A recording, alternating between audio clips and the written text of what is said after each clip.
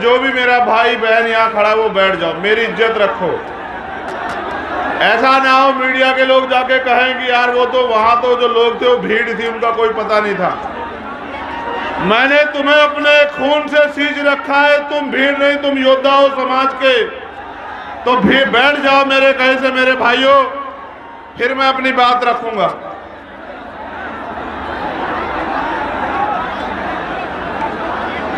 बहुत बहुत धन्यवाद। बहुजन समाज में जन्मे सभी संतों, गुरुओं, महापुरुषों को नमन करते हुए आज छतरपुर की ऐतिहासिक धरती, यहां उपस्थित Bhim army, Azad Samaj party, OBC महासभा और मेरे परिवार के जितने भी लोग आए हैं, चाहे वो नौजवान साथी हों, बुजुर्ग हों, भाई हों, बहनें हों, माएँ हों, उन सब का बहुत बहुत धन्यवाद, आभार। मैं जानता हूं जगह कम है, तुम्हारी संख्या ज्यादा है, लेकिन संभालो खुद को। बैठ जाओ, तुम्हारे पीछे वालों को दिक्कत होती है, तुम बैठ जाओगे तो हमारे पीछे वाले भाई को हिम्मत मिल जाएगी। जो आगे खड़े हैं उनसे कह रहा हूं बैठ जाओ। सम्मानित साथियों, अपनी बात की शुरुआत करने से पहले मैं भाई आरडी प्रजापति जी को कहना चाहता हूं, यहां आओ, मेरे पास खड़े होके मेरे भाई।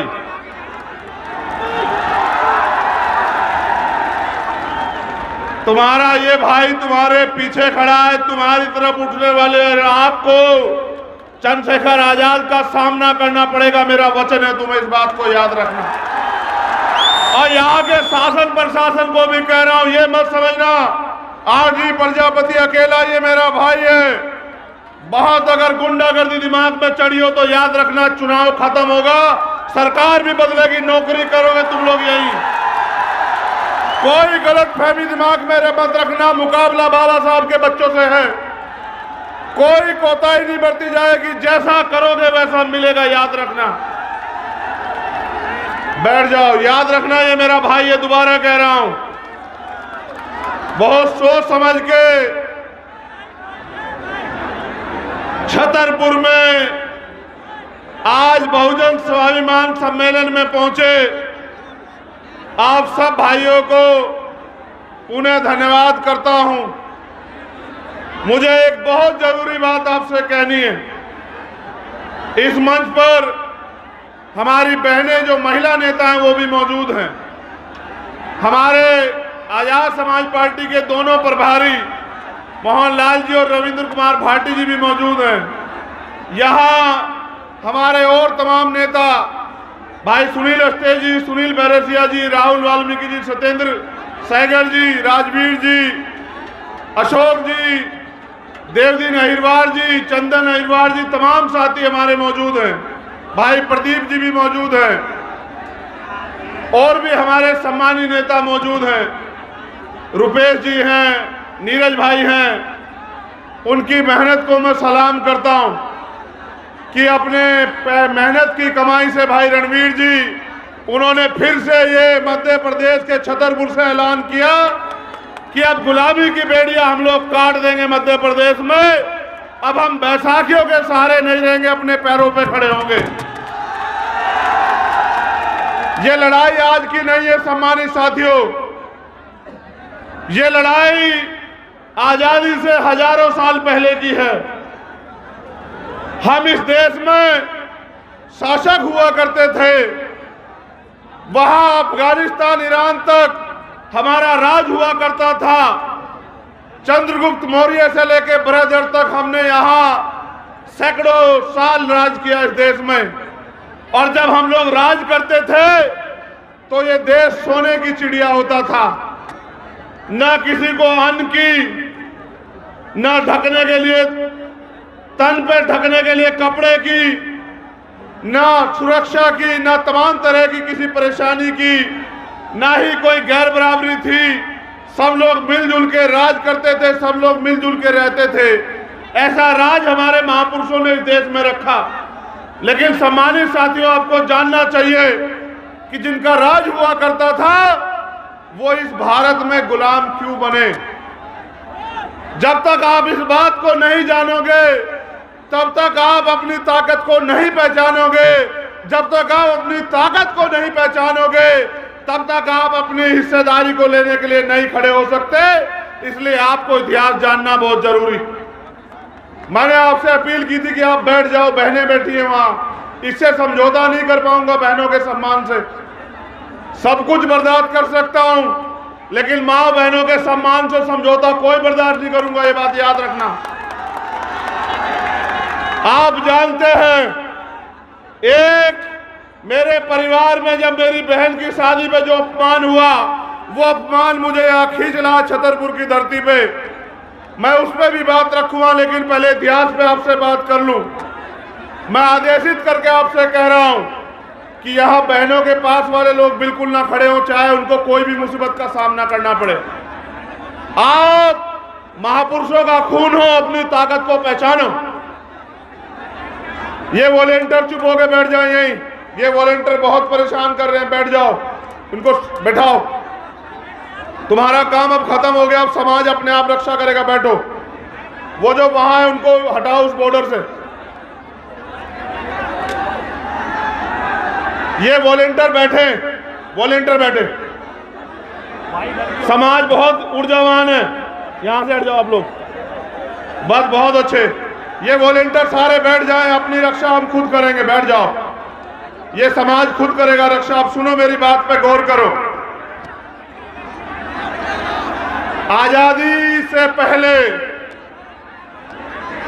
बाबा साहब अंबेडकर, फूले साहू, पेरियार, संत गाडगे जी महाराज, नारायणा गुरु, सर छोटू राम, और आजादी के बाद महामना रामस्वरूप वर्मा, संत राम बीए प्रजापति, बाबू जगदेव प्रसाद कुशवाहा, जननायक कपूरी ठाकुर, बाबू शिवदास चौरसिया जी, इन महापुरुषों ने अपने खून से इस आंदोलन को सींचा। क्यों सींचा, ये भी आपको जानना चाहिए। आजादी से पहले जिन लोगों के हाथ में व्यवस्था थी, उन्होंने बहुजन समाज के लोगों को ना पढ़ने का अधिकार दिया, ना नौकरी करने का अधिकार दिया, ना जमीन रखने का अधिकार दिया, ना बिजनेस करने का अधिकार दिया, ना अच्छे घर बनाने का अधिकार दिया, ना घूमने की आजादी दी, ना संसाधन रखने का आधार दिया। फिर हमारे महापुरुषों ने अपने बच्चों की कुर्बानियां दी। महामना ज्योतिबा फूले और उनके बाद छत्रपति साहू जी महाराज ने हमें पढ़ाने लिखाने का काम किया, हमारे लिए स्कूल खोले। फिर बाबा साहब अंबेडकर ने पहले मिशनरी स्कूलों में, फिर उसके बाद जो यहाँ के स्कूल थे उनमें पिछली दरवाजे पे बैठ के अपनी पढ़ाई पूरी की। फिर पढ़ाई करने के लिए विदेश गए और विदेश से पढ़ के आके आपके हक अधिकारों के लिए लड़े। अगर 4-6 लोग डिस्टर्ब कर रहे हैं तो खींच के बिठा दो। तुम्हारी जिम्मेदारी है कि रक्षा सुरक्षा करना सीखो, वरना ये पाखंडी तुम्हें खत्म कर देंगे, तुम्हारा वजूद खत्म कर देंगे। खींच के बिठाओ। तुम ताकतवर कौम हो, अपनी ताकत को पहचानो। कब तक मांगते रहोगे, कब तक उम्मीद करोगे तुम लोग? ये जो बीच में लोग खड़े, बिठाओ, जोर लगा के बिठाओ लोगों को। ये आपको और मेरी बात के बीच में डिस्टर्ब कर रहे हैं। इनको कोई अधिकार नहीं इन लाखों लोगों को परेशान करने का। इनको जोर लगा के बिठाओ, एक टांग पे बिठे रहे। ये वॉलेंटियर तुम लोग हटो, तुम्हारे बस का नहीं, तुम इधर रहो। ये तो समाज करेगा अपना काम, तुम हटाओ लाठियां। ये लाठियां जिनके लिए दिखानी है उनको दिखाना, इनको मत दिखाओ। नीचे बैठो, जोर लगा के बिठाओ मेरे नौजवान साथियों, खींच के बिठाओ, खींच के बिठाओ।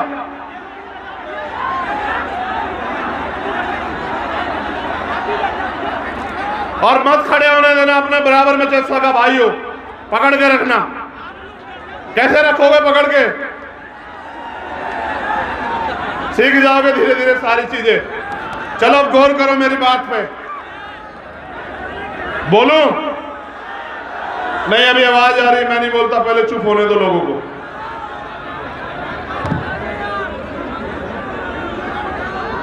नहीं, पहले चुप हो जाओ आप लोग, तब बोलेंगे। अगर आप कहोगे नहीं बोलना तो नहीं बोलेंगे। बहनों का धन्यवाद देता हूं, बहुत बहुत धन्यवाद मेरी बहनों। देखो, महिला दुनिया में सबसे ताकतवर होती है। महिला 9 महीने अपने पेट में रख के बच्चे को जन्म देती है और खुद गीले सूखे में रहती है। इसकी शक्ति का कोई तोड़ नहीं है। मैं आज इस मातृ शक्ति को नमन करता हूं दोनों हाथ से। वो डटी हुई है, बहुत बहुत बधाई उनको। अब मेरी बात पे गौर करो। आपको इस देश में कोई भी अधिकार रोने चिल्लाने मांगने से नहीं मिला। उसके लिए हमारे महापुरुषों ने कीमत चुकाई। मैं बात कर रहा था आजादी की। जब देश आजाद हुआ, व्यवस्था के कारण जो लोग गरीब थे वो गरीब रहे और जो अमीर थे वो अमीर रहे। पहली जो अंतिम सरकार बनी उसमें चुनाव नहीं हुआ। वो चुनाव हुआ, बिना चुनाव हुए सरकार बनी। नेहरू जी प्राइम मिनिस्टर बने और जब उनकी सरकार बनी, उन्होंने वादा किया कि हम संविधान को पूर्ण रूप से लागू कराने का काम करेंगे। और आज तक भी हम इस उम्मीद पे है कि कब संविधान पूर्ण रूप से लागू होगा, क्योंकि दुनिया का अगर सबसे बेहतरीन संविधान कहीं है तो वो कॉन्स्टिट्यूशन ऑफ इंडिया है, वो भारत का संविधान है। आगे बढ़ो। लड़ाई यहां तो शुरू हुई थी, फिर जो गरीब था, सरकार ने सब लोगों को रोजगार नहीं दिया, क्योंकि भारत में सरकारी और प्राइवेट 7% रोजगार है, 2% सरकारी और 5% प्राइवेट। उसके बाद लोग खेती करते हैं, मजदूरी करते हैं। लेकिन हाल क्या है, सारे लोगों को 30 दिन मजदूरी नहीं मिलती, सारे किसानों को फसल का उचित दाम नहीं मिलता, किसानों पे प्राकृतिक मार होती है। यानी कि सरकार ने किसी भी तरह इस इतने बड़े समाज को अपने पैरों पे खड़ा होने के अवसर नहीं दिए। थोड़ी बहुती अगर अवसर मिले तो वो बाबा साहब अम्बेडकर के संविधान में जो आरक्षण व्यवस्था थी, उस आरक्षण व्यवस्था के कारण जो कुछ नौकरियां मिली, उससे हमारे लोग अपने पैरों पे खड़े हुए। इसलिए जब हमारे लोगों ने अपने महापुरुषों की बात मान के पढ़ना शुरू किया, मंदिर को छोड़ के स्कूल जाना शुरू किया, तो इनमें चर्चा हुई कि अगर ये पढ़ लिख जाएंगे दलित, पिछड़े, आदिवासी, अल्पसंख्यक समाज के लोग, तो ये तो कुर्सी पे बैठ जाएंगे। अगर ये कुर्सी पे बैठ जाएंगे तो ये राज करेंगे, और अगर ये अपनी वोट की ताकत को समझ गए तो हम इस देश में इनके अधीन हो जाएंगे। 56 के बाद जब बाबा साहब अम्बेडकर ने बौद्ध धर्म की दीक्षा ली, तब जाकर ये सत्संग और धार्मिक आयोजन होने शुरू हुए।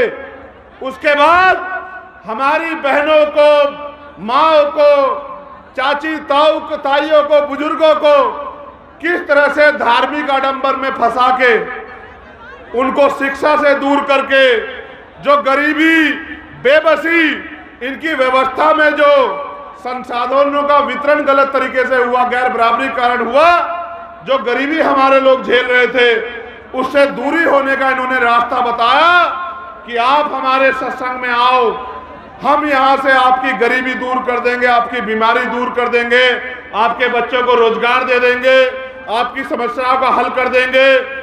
जो समाज हजारों साल गुलामी में रहा था, उस समाज को लगा कि हो सकता है इन आश्रमों में जाके, इन सत्संग में जाके, मंदिरों में जाके और तमाम तरह के धार्मिक आयोजनों में जाके शायद हमारी मुक्ति हो जाए।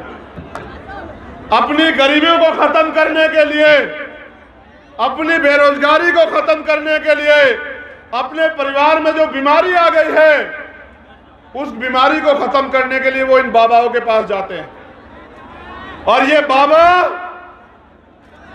हमारे दिए हुए पैसे से पलते हैं। हमारा खाके अगर कोई पाखंडी हमें आंख दिखाएगा तो याद रखना, इलाज कर दिया जाएगा, ये बताने के लिए छतरपुर आया। हम इनके यहाँ पैसे देते हैं, आप चेक करो। और मैं तो चैलेंज से कह रहा हूं कि बदलेगी सरकार। तुम्हारी एक एक संपत्ति की जांच ना कराई, तुमने किस तरह हमारे लोगों की जमीन दबाई दलित पिछड़ों की, तब मैं तुम्हें बताऊंगा। याद रखना, क्या तुम अभी की सरकार के भरोसे बैठे हो? याद रखना, निजाम बदले। ये बैठो, फिर नालायकी करने लगे हो। बैठ जाओ अपनी जगह। ये व्यवस्था करने का काम पुलिस के लोगों का था। ये बैठे तमाशा देख रहे हैं, तनख्वाह हमारे लोग टैक्स से लेते हैं। अगर ऐसा ही आयोजन सरकार के लोगों का होता तो यहां खड़े होते बीच में और ध्यान रख रहे होते। चिंता मत करो, बदलेगी सरकार, इनकी सुरक्षा करते नजर आओगे आप लोग कुछ दिन बाद। ध्यान रखना।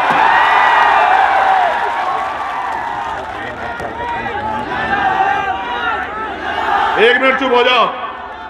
तुम्हारे आसपास एक 10 साल का बच्चा होगा, उसका नाम है प्रिंस। क्या कपड़े पहने? लाल पैंट पहना, सफेद शर्ट और लाल पैंट। अगर तुम्हारे पास कोई 10 साल का बच्चा आसपास हो तो उसको मंच पे ले आओ। उसकी माँ आ गई है, उनको परेशान है। या बाबा की पर्ची की जरूरत नहीं है, आपकी पर्ची से काम हो जाएगा। देखो अपनी निगाहों करके, 10 साल का बच्चा है प्रिंस। कहाँ है? ले आओ, ले आओ। अरे हमारा पर्चा, तुम चिंता मत करो, बैठ जाओ। आ जाएगा, आ जाएगा, बैठ जाओ। बैठो, अब जरा बात सुनो। प्रिंस आ जाएगा, तुम्हें भी प्रिंस बनना है देश में। बैठ जाओ। ये लड़ाई तुम्हें प्रिंस बनाने की लड़ी जा रही है, चिंता मत करो। चुप हो जाओ, चुप हो जाओ। बात सुनो, गौर करो। फिर इसलिए ये हमारे लोगों को झूठे आश्वासन देते हैं कि हम आपकी जिंदगी में जो परेशानियां उनको खत्म कर देंगे। इसलिए उन परेशानियों से मुक्ति के लिए हमारे लोग इनके पास जाते हैं। फिर ये हमारा शोषण करते हैं, फिर ये हमारे लोगों को गुमराह करते हैं, और फिर ये हमें ही नीचा दिखाने का काम करते हैं। अब मैं आपसे कुछ और बात कर लूं, मैं इन पे आऊंगा, आपको धाम धूम पे आऊंगा, ये बाद का काम है। पहले काम की बात सुनो। हमने एक आयोजन, मैं आया था 12 फरवरी के बाद उज्जैन में, जब भाई किशन लाल जी के परिवार से मिलने के लिए। मैंने आपको मध्य प्रदेश का एक सच बताया। सच क्या था कि आज भी आजादी के 75 सालों के बाद लोगों के पास पक्के मकान नहीं। मैंने बताया था ना आपको, हम लोग उसका डेटा भी तैयार कर रहे हैं। अगर आदमी कुत्ता भी पालता है तो उसके रहने की व्यवस्था करता है नहीं करता है? बताओ। अगर गाय पालता है तो उसके रहने की व्यवस्था करता है नहीं करता है? बताओ। अगर बकरी पालता है तो उसके रहने की व्यवस्था करता है नहीं करता है? बताओ। पानी देना यार। ये सरकारें आपको कुत्ता, बिल्ली, गाय, बकरी से भी ज्यादा कमजोर मानती है। इसलिए इनको नहीं लगा कि जब बरसात आएगी इनके घर चुएंगे। ये बहनें जिनके सम्मान की बात करती है, ये कहां रहेंगी? ये माएँ रात में जब बरसात आएगी कहां जाएगी जब मकान चुएंगे? इन्होंने आपकी परवाह नहीं की। ठीक है, इसलिए हमने कहा कि डेटा तैयार करो और हर जिला मुख्यालय पे हम लोग आंदोलन करेंगे।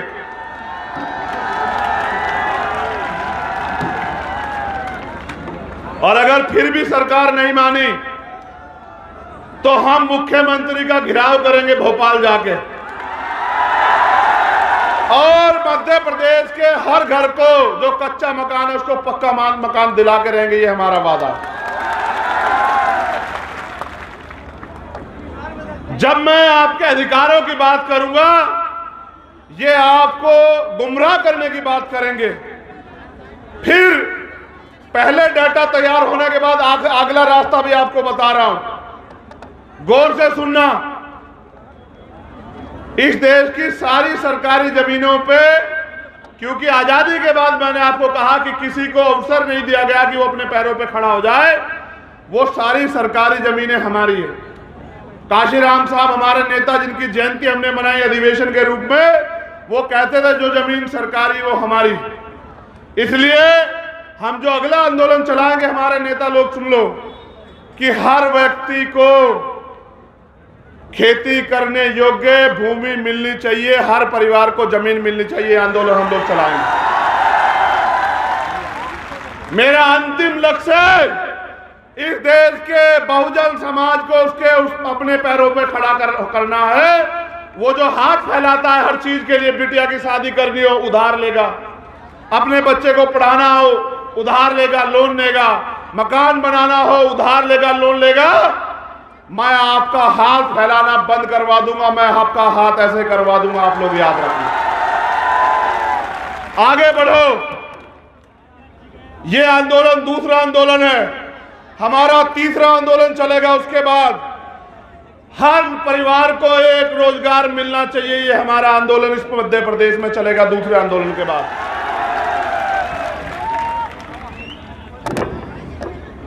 उसके लिए भी हम लोग इसी तरह से सरकार को मजबूर करेंगे। फिर आगे बढ़ो। अगर ये सरकार नहीं देगी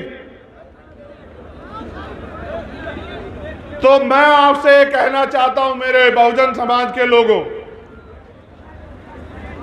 आप पे दो रास्ते हैं। चाहे तो बैसाखियों के सहारे रहो, चाहे किराए के मकान में रहो, या फिर अपने आंदोलन को इतना ताकतवर करो कि यहां इस मंच पे बैठे, आपके बीच में बैठे गरीब के बेटों को भी आपकी लड़ाई लड़ने का अवसर मिले।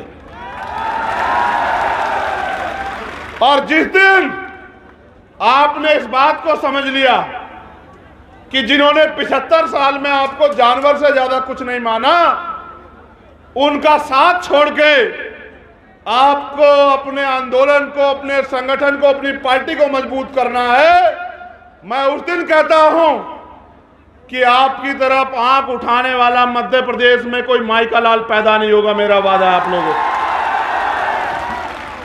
क्या दोबारा किसी सेना ने कहा कि हम आंदोलन करेंगे आपके अधिकार के खिलाफ? एक बार आपने ताकत दिखाई, एक बार में सबको पता लगा कि इनको मत छेड़ना। एक बार आपने ताकत दिखाई थी 2 अप्रैल को। मैं इस मध्य प्रदेश की भूमि को नमन करता हूं। ये क्रांतिकारियों की भूमि है, इतिहास गवाह है। बुंदेलखंड हो, ग्वालियर हो, मुरैना हो, डबरा हो, आप लोगों ने 2 अप्रैल का आंदोलन भी अपने खून से सींचने का काम किया। आपका कोई तोड़ नहीं है मेरे बहुजन समाज के लोगों। मैं आपसे ये कहने आया हूं, आप ये बताओ पूरी ईमानदारी से, जब ही आपके अधिकारों के खिलाफ आंदोलन इस प्रदेश में हुआ, क्या कोई नेता आपके पक्ष में बोला? अपने सच्चे मन से हाथ उठा के बताओ, बोला है नहीं बोला? नहीं बोला ना। यानी कि अगर आपके अधिकार छीन में जाएंगे तो नेताओं को फर्क नहीं पड़ता ना।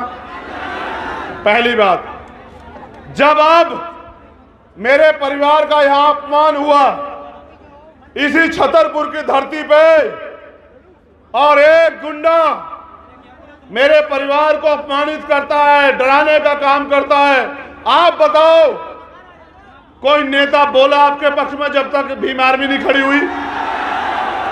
यानी कि जिन्हें आपके मान सम्मान से भी मतलब नहीं, जिन्हें आपके वजूद से भी मतलब नहीं, आपको उनको ताकत देनी भी बंद करनी पड़ेगी मेरे बहुजन समाज के लोगों, वरना वो आपसे ताकत लेंगे। देखो, गौर करो मेरी बात पे, आप जिसको वोट दोगे वो ताकतवर होगा, ठीक है? जो ताकतवर होगा वो अपने बच्चों को ताकतवर करेगा। आप मुझे वोट दोगे, कौन ताकतवर होगा? मैं ताकतवर हूंगा तो तरक्की किसकी होगी बताओ? ना मुझे यहां से विधायक बनना, ना मुझे यहां से एमपी बनना, ना मैं यहां मुख्यमंत्री बनना चाहता हूं। मैं तो आप लोगों को आपके पैरों पे खड़ा करने के लिए यहां मध्य प्रदेश में आया, बस। क्या मैं इस सरकार के आगे हाथ फैला रहा हूं अपनी किसी मांग के लिए? ना मुझे कोठी चाहिए सरकार से, ना बंगला चाहिए, ना सुरक्षा चाहिए, ना इनका कोई साधन चाहिए, मगर मुझे एक चीज चाहिए। हजारों साल मेरे लोग अब इस देश में अन्याय का सामना करते रहे, और मेरे रहबर बाबा साहब अम्बेडकर अपने 4-4 बच्चों कुर्बानी देके गए। मान्यवर काशीराम साहब ने अपना पूरा जीवन लगा दिया। ये है प्रिंस, प्रिंस को एक एक करके आगे भेजते जाओ, बहुत बहुत, और बैठे रहो। देखो, पता लगाना किसके पर्चे में ज्यादा दम है। प्रिंस के लिए रास्ता बना दो, बहुजन समाज के योद्धाओं रास्ता बनाओ। ये बाबा साहब अम्बेडकर के अनुयायी हैं, इनका मुकाबला कोई नहीं कर सकता है देश दुनिया में, सब लोग जानते हैं। आप लोग बैठ जाओ, प्रिंस को आने दो और प्रिंस को अपनी मां को सौंप दो। अब मेरी बात पे गौर करो, समय कम है। आप आज आए हो, यहां जाना चाहिए था उस गुंडे को जेल, लेकिन सरकार ने जेल नहीं भेजा। जब मैंने घोषणा कर दी, पहले मैंने भाई सुनील बैरसिया जी को भेजा और आरडी प्रजापति जी को, मैंने इनसे कहा भाई जाओ, ओबीसी महासभा के लोगों से कहा भाई जाओ और जाके देखो कि क्या है सही मामला। प्रिंस को भेजो, जल्दी अंदर भेजो, भेज दो, बहुत अच्छे। ऊपर भेज लो, यहां से ऊपर ले लो। अब आप बैठ जाओ भाई, बैठ जाओ, समय कम है मेरे पास। उनकी मां को सौंप दो, बस चुप हो जाओ। 20 मिनट और है, हिम्मत रखो, तुम्हारी हिम्मत जवाब तो नहीं दे रही है। तो उसे पाखंडी को जाना चाहिए था जेल, उसका दिमाग खराब हो गया था। उसे लगा श्रेणी कर्मचारी घोषित करने बाबत समर्थन करता हूं, इनसे भी कहता हूं आप हमारे साथ खड़े हो जाओ, आपके घोषणा मांग पत्र को घोषणा पत्र में बदल लेने जाओ। मेरे पास यहां हुए कई अन्याय की एप्लीकेशन आई है। एक मामला है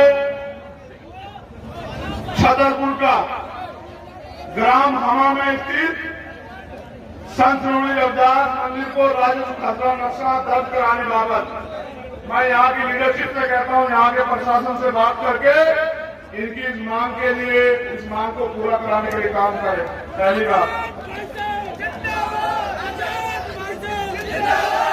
एक मामला है जहां ये पुलिस अधीक्षक के लिए है, छतरपुर गोकुल में महेश रंजन की भैंस हमारे खेत में मूंगफली की फसल उसने खराब कर दी और इनके साथ अन्याय हुआ है। इनका मुकदमा लिखा है, इनको आरोपी गिरफ्तार नहीं हुए, इनको जान से मारने की धमकी दे रहे हैं। वरिष्ठ पुलिस अधीक्षक इनका संज्ञान लें, इनकी मदद कराएं। एक और मामला है श्री 1008 बिहारी नू मंदिर बमनोरा कला में दुकान दिलवाने बाबत, इनकी भी मदद करें। एक मामला है, ये हमारे पिछड़े वर्ग के लोग हैं, इनमें आपस में झगड़ा हुआ है। मैं तो ये चाहता हूं कि इनके मामले को निपटा दिया जाए, बहुजन समाज के लोग आपस में ना लड़े, और अगर कोई अन्याय कर रहा हो तो कानून शपथ उसकी लड़ाई को लड़ा जाए। इनकी मदद करें हमारे प्रदेश अध्यक्ष। ये छतरपुर पुलिस के लिए इसमें जाके कार्रवाई कराएं। एक और मामला है जो पन्ना पुलिस अधीक्षक के लिए है। ये तो पन्ना जिला नहीं है, मगर हमारे नेतागण इस पे भी ध्यान दें, इनकी मदद कराएं। और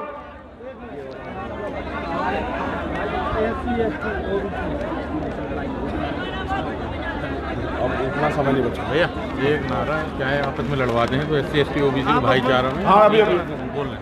एक और बात गौर करो, ऐसे हाथ करो। संविधान की प्रस्तावना निकालो, जल्दी निकालो प्रस्तावना। मेरी फ्लाइट छूट जाएगी ना मध्य प्रदेश के लोगों, मेरा काम छूटेगा और कुछ नहीं, बाकी तो छूट जाने दो, कोई फर्क नहीं।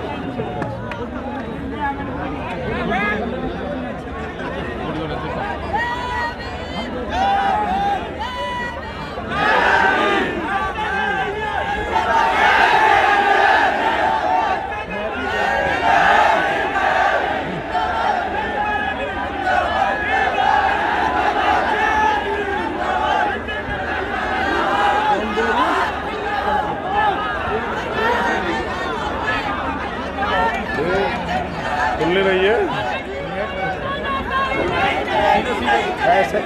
ऐसे कर दीजिए ना, छोड़ दो। We the people of India, हम भारत के लोग हैं। हम भारत के लोग भारत को एक संपूर्ण प्रभुत्व संपन्न समाजवादी पंथ निरपेक्ष लोकतंत्रात्मक गणराज्य बनाने के लिए तथा उसके समस्त नागरिकों को सामाजिक, आर्थिक और राजनीतिक न्याय, विचार, अभिव्यक्ति, विश्वास, धर्म और उपासना की स्वतंत्रता, प्रतिष्ठा और अवसर की समता प्राप्त कराने के लिए तथा उन सब में व्यक्ति की गरिमा और राष्ट्र की एकता और अखंडता सुनिश्चित करने वाली बंधुता बढ़ाने के लिए दृढ़ संकल्प होकर आज का दिन हमारा है, यहाँ 17 तारीख को एक संकल्प लेते हैं कि हम भारतीय संविधान को सुरक्षित रखेंगे और उसको पूर्ण रूप से लागू कराएंगे। एक और संकल्प करो, अगर आप मुझसे विश्वास करते हो, मेरे अंदर मुझ पे प्यार करते हो, तो कि हम SC, ST, OBC माइनॉरिटी के लोग आपस में नहीं लड़ेंगे, आपस में नहीं लड़ेंगे, आपस में नहीं लड़ेंगे, क्योंकि दुश्मन साजिश करके लड़ा के हमें बांटने का काम करेगा। हमें बंटना नहीं, हम सदियों से बढ़ते आए हैं। अगर आप इन धामों में नहीं जाओगे तो इन पाखंडियों की दुकानें बंद हो जाएगी, याद रखना मेरी बात। वहां धर्म नहीं, धंधा चलता है। आप धंधे में शामिल ना हो, धंधा बंद, दुकान बंद। आप किसने गलती की? धंधे वालों ने। फिर आऊंगा छतरपुर। इस बार पर्ची यहां नहीं निकलेगी, वहीं निकलेगी जिनकी निकलनी है। पर्ची निकली ना, अपनी पर्ची, बच्चा मिला ना, ऐसे निकलेगी जैसे 10 मिनट में प्रिंस की निकली, ऐसे निकलेगी। इसलिए मुस्कुरा रहा हूं कि तुम्हारे चेहरों पे मुस्कुराहट नहीं है। गरीबी में जी रहे हो, भूखे प्यासे पेट जी रहे हो, पढ़ाई के लिए पैसे, घर चलाने के लिए पैसों से मोहताज हो। इसलिए कह रहा हूं कि अपनी ताकत बना लो मेरे लोगों। जय भीम, हमारी एकता जिंदाबाद।